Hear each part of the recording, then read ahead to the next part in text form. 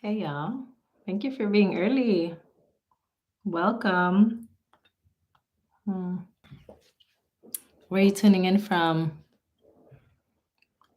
Hola, Muffin. Where are y'all at? I love it when y'all are here early. You're like, I'm just gonna sit tight for my session. Callie, yes. Okay, West Coast. About 5 o'clock your time. Hopefully you're winding down from your day and just like tuning in while you just, situate yourself from whatever you were doing before. Good to have you, Mecca. How about others? Where are you tuning in from? And what kind of tea are you having? I have my turmeric, I think carrot and ginger, if I'm not mistaken. It's like a immunity powder. And it is divine. Perfect timing. Just saw your IG while eating dinner. Yes. Okay. Cross platform connection. I love it. Louisiana. Welcome in. I'm drinking cocoa. Hey, it's cocoa season already, so I'm down. Bring whatever it is that soothes your soul. It's good to have y'all here. Let's get right into it, y'all, because I have a bit that I want to cover. Also, pop in your questions if you have any questions about anything related to memory, lost memories, specifically as it relates to emotions and the connection between memory and emotions, because I definitely want to answer whatever it is you've got. And I want us to, dive as deep as we can in the short amount of time that we have. So, one thing to understand about memory is that our memory is not what a lot of people think it is. People believe that we have maybe like a greater capacity for memory than what we genuinely have because we are actually supposed to have a specific set of things that we actually remember in our lifetime. And then the rest of it, we're kind of supposed to forget. But very often, what I hear from people is that people become pretty distressed at the fact that they can't remember things. And also, if you look at yourself compared to like anybody else in your life, you probably have a very different way of remembering things than all of the other people in your life. So, that in and of itself should tell you just one, how variable like memory can be person to person, but also the fact that, we only have like a specific amount of memory that we can actually like use in our lifetime. And that's not to say you can't expand, you can utilize your whole brain, right? Like now we're knowing we can use our whole brain, not 10% of our brain like we used to think. However, we have to be fair to how our memory is supposed to function, and it's supposed to be flexible, variable, different, many times as we age, declining. um, and so it's just a lot. There's a lot to memory. In addition, I also want us to take into consideration that memory is supposed to be both short term and long term, and that we also have different types of memories. I won't get into it because I don't want to get too heady here. I want to keep it pretty light, but there are multiple kinds of memories that all go into different parts of our brain. However, the one that I want to talk about today is the type of memory that then leads us to like more emotionally based kinds of amnesias. So memory loss is like the title of this live says. Memory loss that is connected to anything that we've experienced usually falls in the category of like anything related to dissociative disorders. That's usually kind of what we call it.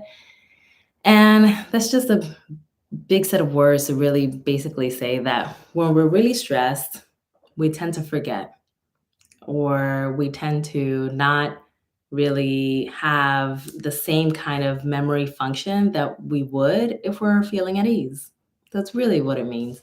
And it also means that in the long term, we may be more forgetful to certain things if we are constantly stressed versus if we are a person that's a little bit more steady, then we probably have a greater capacity to be remembering all kinds of events in our lives, the good, the bad, and the ugly. And so, that's kind of most of what that category of memory conditions means. Now, for folks that are here, what do you think is like one of the most distressing eras of our lives that people tend to have the most difficulty around not remembering? I think this is a fairly easy question, so I have a feeling y'all are all gonna get it. But I think it's worthwhile just kind of taking a pulse and seeing, are we all on the same page about where the memory loss that feels most distressing to us, um, where we believe, yeah, childhood. So absolutely. So basically, a lot of people get really stressed out when they can't remember their childhood. And yeah, so I'm seeing all of those childhood. In reality, we're not supposed to remember our childhood the ways that we believe that we are. We all have something that's called childhood amnesia. And what that basically is it's our inability as children to really remember everything that's around us, everything that's happening. And that's every single person. It's not like you uniquely have childhood amnesia and you've lost the memories of your childhood. It's me, it's everybody. Anybody that is a person that once was a child would have retained some of the memories that they had when they were in that era of their lives, and they would have forgotten a couple others.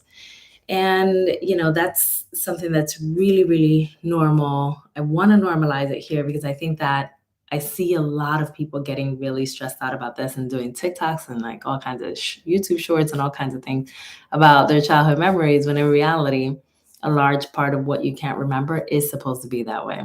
However, for the parts that you can't remember because there was some version of a stressful event or trauma, or you had a couple of ACEs, adverse childhood experiences in your life, typically what's happening is that it's not falling under the category of childhood amnesia, it's falling under the category of dissociative amnesia, or like basically like being really stressed and not really remembering what happened.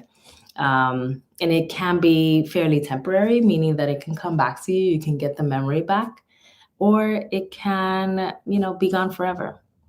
But how do you think that people get memories of the stressful events again? Like what is that called when we remember something that causes great stress?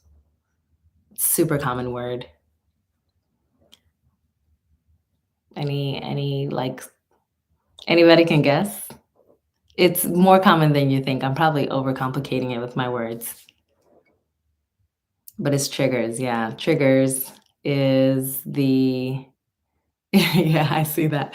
It's coming in a little bit later because yeah, this is it's YouTube live, so there's a little bit of a delay. But yeah, when we remember stressful events, usually we remember them with our senses. We smell something familiar, we see something familiar, we hear something that feels familiar. All the senses become involved and we become triggered. And so then the memories start coming back to us in fragments, in memory gaps, and little snapshots, and we start remembering bits and pieces. And part of the reason why people find it so stressful to not remember the full story is because they got these fragments and then they're there having to make sense of it. Like, what do I do with this choppy information about my childhood? And then that becomes what is then so incredibly stressful for a person, that it makes it so that they want to remember the entirety of their childhood so that they can put the pieces together of the story that is coming back into their minds. Does that make sense? It's like there's a lot. Uh, but any thoughts, any questions that people might have about that? There's a little bit more that I want to say, but thank you. Makes so much sense. Yeah. Yeah, there's so much to consider, in reference to the ways that our senses trigger us, right? Because most often than not, when I hear people say I was triggered, they always, it's almost like they're saying like that person triggered me. When in reality, that person did something that reminded you of a lost memory that was in the back of your mind that was really stressful that came back up. That's really the sequence, is that the lost memories are coming back in a way that is really powerful, but is being triggered by something in the environment. Sometimes that's something somebody said or something somebody did that is just something that kicks up that remembering, but it's not the person itself. Makes sense. I thought it was only dissociative memory. Yeah. Yeah, I mean, I think that's a really great point. I don't want to like cover like the full DSM here. I don't think that it's going to be very helpful. But there are even under dissociative disorders, there's like a bunch of different ones that we also look for. But it doesn't make a lot of sense, nor is it very humanizing to even like point it out here. I think that what matters here is for us to remember that our senses trigger actual fragments of memories, and that causes us stress because we don't really know the full picture or get the full picture and can't make sense of a full narrative whenever those memories have been lost and buried really deeply for a very long time. Remembering is not always helpful. Thank you for saying that. That was my next point. I really appreciate the segue. One person I know can't recall the abuse, and they have a great job, boat, pension, etc., long-term relationships. Good for them. That was my next point. So the real final point that I want to make here is around people's fascination, if you may, with remembering events that cause them deep harm. If you want to remember an event like that, first of all, I highly recommend that anything that is a recall practice is always done with a mental health professional that is trained and licensed or under the supervision of a licensed professional.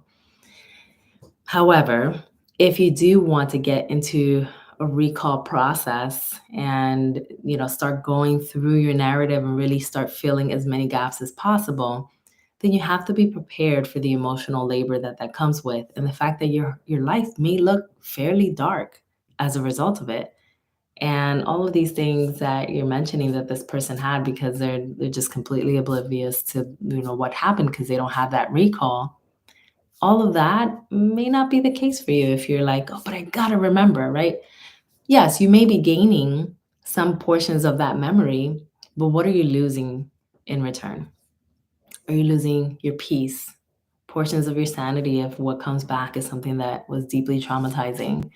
Are you losing sleep? Are you losing your capacity to connect with others? Are you losing your own peace, right? Like, what is it that you're losing? And is that actually worth it?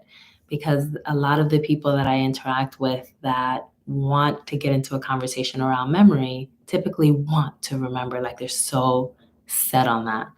And what will be important is a consideration of what those memories can bring up for you. And I'm a psychologist, so I do believe that if you plan on doing so, you can go through a process of remembering and then actually getting to a healthy place beyond that remembering. That's possible. And please, by all means, if you want to do that with a therapist, please, consider that. However, if you're not wanting to go that route, or you're not working with someone that is clinically informed to help you through the process, I don't know if it's always a good idea.